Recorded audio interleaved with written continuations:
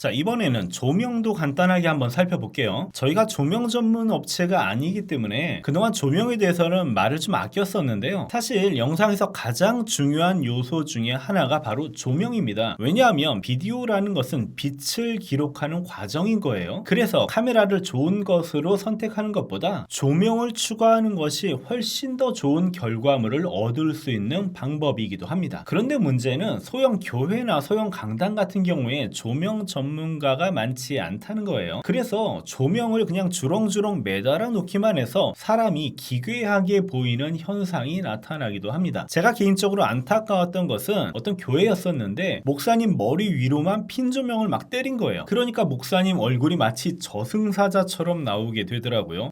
정말 안타까운 경우였죠. 자, 그럼 조명의 기본을 한번 살펴봅시다. 가장 기본이 되는 조명은 3점 조명, 그러니까 3포인트 라이트라는 건데요. 바로 키, 필, 백라이트를 의미합니다. 100번 말하는 것보다 영상을 보시면서 한번 살펴보시죠. 간단하게 설명을 하기 위해서 여기 3개의 손전등을 준비했고요. 각각 키라이트, 필라이트, 백라이트의 위치에 배치를 했습니다. 자, 지금은 조명이 없는 상태예요. 이렇게 어두운 경우에는 아무리 좋은 카메라를 써도 잘 보이지 않습니다. 그리고 대부분의 경우 이렇게 어두운 상황이라면 카메라에 노이즈가 좀 심하게 끼는 것을 보실 수 있을 거예요. 여러분들이 보시는 화면은 노이즈가 그렇게 많지 않죠. 카메라가 좋기 때문에 그렇습니다. 노이즈가 발생하는 것은 CMOS의 전기적 현상 때문인데 뭐 이것까지 자세히 아실 필요는 없고요. 그냥 카메라는 무조건 밝아야 잘 나온다, 이 정도만 기억하시면 되겠습니다. 자, 이제 키 조명을 한번 주어볼까요? 키 조명을 부여하면 화면이 이렇게 나옵니다. 키 조명은 메인 광이라고도 하고요. 전면이나 측면에서 피사체를 비춰주는 역할을 하게 돼요. 조명을 주니까 인형의 윤곽이 확 살아나는 것을 보실 수 있죠. 그런데 조금 이상하기도 합니다. 키 조명만 줄 경우에는 대비가 너무 높아지기 때문에 무슨 공포 영화의 장면이나 비현실적인 모습처럼 보이기도 합니다. 그래서 보통은 여기에 보조광, 그러니까 부족한 부분들을 채워주는 필라이트를 더해서 자연스러운 조명을 연출하게 됩니다. 필라이트를 주면 이런 식으로 피사체 전체의 윤곽이 살아나면서 좀 더 자연스러운 조명이 됩니다. 그런데 한 가지가 좀 아쉽죠. 머리와 어깨 부분을 보면 아직까지 배경과 분리가 되지 않아서 입체감이 좀 떨어지는 것을 보실 수 있어요. 이럴 때 배경과 피사체를 분리하는 역할을 하는 것이 바로 백라이트입니다. 백라이트를 써주면 그래서 좀 더 고급스러운 영상을 얻으실 수가 있습니다. 이렇게요. 조명에 대해서 자세히 다루기 시작하면 한도 끝도 없겠지만 아주 기본적으로 3점 조명, 그러니까 키라이트, 필라이트, 백라이트 이렇게 3가지 정도만 기억을 하셔도 좋을 것 같습니다. 그리고 조명에서 또 한 가지 중요한 것이 있습니다. 그게 뭐냐면 아무리 예산이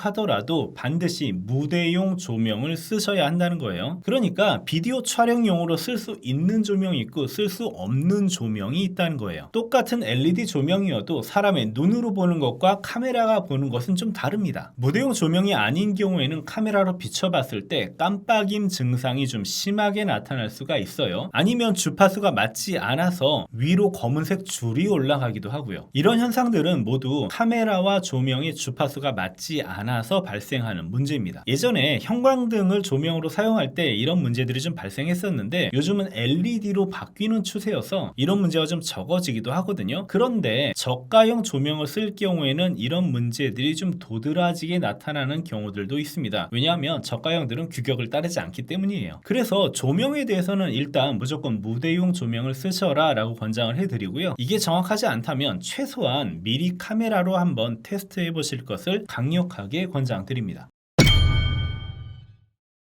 자, 이제 마이크와 스피커에 대해서 이야기를 한번 해볼 건데요. 솔직히 제가 오디오 전문가가 아니기 때문에 무대 전체의 음향 구성에 대해서 컨설팅 해드리기는 쉽지 않아요. 이 부분은 오디오 전문가에게 맡기시고요. 꼭 그게 아니더라도 오디오에 대한 부분들은 유튜브나 인터넷에 이미 정보가 많이 공개되어 있습니다. 그래서 여러분들이 노력만 하신다면 충분히 어렵지 않게 오디오 시스템을 꾸미실 수는 있을 거예요. 그런데 문제는 이렇게 오디오 소스를 가지고 현장의 스피커 스피커로 나오게 하는 것은 어찌어찌 진행을 해볼 수가 있는데 이걸 사용해서 라이브 방송을 하는 것은 또 다른 문제입니다. 일단 아무리 작은 교회라도 오디오 시스템은 제대로 갖춰져 있을 확률이 큽니다. 왜냐하면 비디오가 없어도 예배를 진행하거나 행사를 진행하는 데는 아무런 문제가 없지만 오디오가 없다면 행사 자체가 진행이 안 되기 때문이에요. 뭐 일반적인 경우에 연단에 서시는 분은 콘덴서 마이크를 사용할 것이고 찬양단이나 진행을 하신 분들은 다이나믹 마이크를 주로 사용하겠죠. 마이크의 종류와 특성도 워낙 다양하기 때문에 여기서 다 다루지는 못할 겁니다. 아무튼 이렇게 오디오 믹서로 들어간 오디오 소스들은 이펙터에서 다듬어져서 앰프로 나가고 앰프에서 스피커로 출력되는 이런 과정들을 겪게 될 텐데 오늘의 구성도에서는 오디오 이런 것들을 다 무시하고 간단하게 그려놨어요. 왜냐하면 이 영상은 오디오를 위한 게 아니기 때문이죠. 자, 그렇다면 우리는 어디에서 오디오를 뽑아서 라이브 방송을 해야 할까요? 당연하게도 오디오 믹서에서 오디오 소스를 뽑아야 할 거예요. 오디오 믹서 중에서 소규모 형태에서 많이 사용하는 것은 보통 12채널이나 16채널 제품을 많이 사용합니다. 뭐 이것도 상황에 따라서 달라지죠. 작은 규모라고 해도 찬양단이 있거나 보컬이 많은 경우에는 입력이 많은 오디오 믹서를 써야 할 거고요. 하지만 대충의 구성은 크게 다르지 않을 겁니다. 그래서 지금은 아주 간단하게 오디오 믹서에 대해서 좀 설명을 해드릴게요. 지금 보시는 제품은 입력이 12개 있다고 해서 제품명이 MG12XU예요. 야마하사의 제품이고요. 그런데 실제로는 마이크 4개와 악기 2개, 컴퓨터 2대 정도 연결하면 끝입니다. 그래서 제품 이름만 보고 12개 입력이니까 마이크 12개 다 연결할 수 있겠다라고 선택하시면 안 돼요. 자, 입력 부분에 옵션이 굉장히 많아 보이지만 사실은 한 줄만 공부하시면 됩니다. 나머진 다 똑같은 반복이니까요. 맨 위에 있는 PAD 같은 경우는 일괄적으로 26dB를 줄여서 갑자기 큰 소리가 들어와도 장비 망가뜨리지 말아라 이렇게 걸어주는 거고요. 그 아래에 있는 HPF 그러니까 하이패스 필터는 80Hz 이하에 잡으면 다 걸러버려라 뭐 이런 버튼입니다. 그리고 게인이 있죠. 게인은 말 그대로 입력량을 증폭시켜주는 겁니다. 그러니까 마이크나 음향 장비에서 입력되는 신호가 작을 경우에 이것을 얼마나 늘려줄까라는 거죠. 게인을 높이면 소리는 커집니다. 그런데 문제는 잡음도 같이 커진다는 거예요. 이건 지능적으로 사람 목소리나 악기 소리만 따서 키우지를 못해요. 그냥 무식하게 모든 소리를 잡아 늘려주는 겁니다. 그래서 중요한 것은 되도록이면 잡음이 적은 입력 소스를 사용하시는 거고요. 마이크 좋은 거 써야 된다는 얘기예요. 그리고 게인을 지나치게 많이 쓰시는 것은 권장드리지 않습니다. COMP는 컴프예요. 컴프레서의 약자고요. 그러니까 강사가 흥분해서 갑자기 막 소리 지르거나 그러면 청중들이 깜짝 놀라잖아요. 그런데 장비들도 깜짝 놀라서 죽어버릴 수가 있어요. 이럴 때 워워 하면서 진정시켜주는 역할을 하는 것이 바로 컴프입니다. 그 아래에 있는 EQ는 해당 주파수를 조정해 주는 거예요. 지금 보시는 보급형 믹서 같은 경우에는 하이, 미드,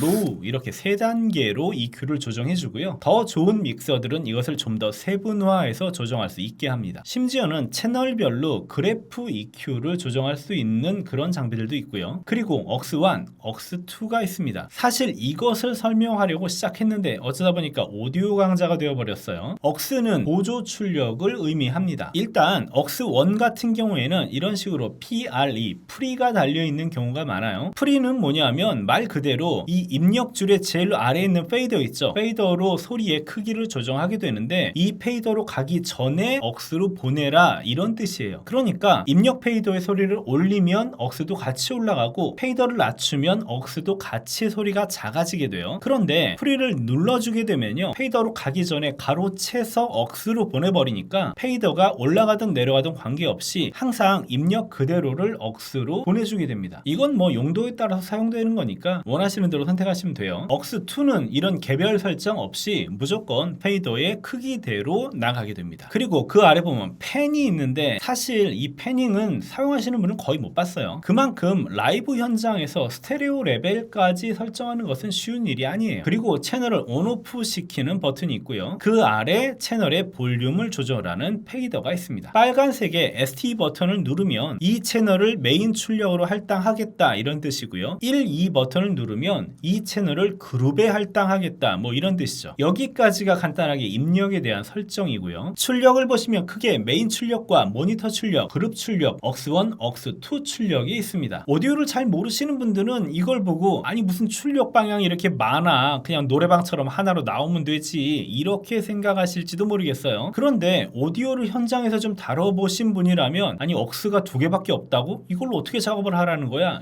이렇게 생각하실 거예요. 사실 오디오 믹서에서 출력 방향이 많으면 많을수록 좋습니다. 그만큼 다양한 구성을 할 수 있기 때문이에요. 하지만 오늘 우리가 다루는 구성도는 뭐다? 바로 소규모 교회와 강당이죠. 뭐 이 정도면 충분합니다. 메인 출력은 말 그대로 메인 스피커로 나가는 출력을 의미합니다. 바로 이 부분이요. XLR 출력과 55 출력 두 가지를 제공하고 있네요. 메인 출력은 현장 스피커로 나가서 청중들에게 들려지게 됩니다. 그런데 메인 스피커 말고도 출력을 내보내야 하는 경우들이 있어요. 대표적인 게 바로 보컬이나 목사님, 강사들을 위한 모니터 스피커입니다. 그리고 오늘 제가 하고 싶은 핵심 중에 하나가 바로 이 모니터 스피커에 대한 내용이에요. 이걸 설명하기 위해서 참 많이 돌아왔네요.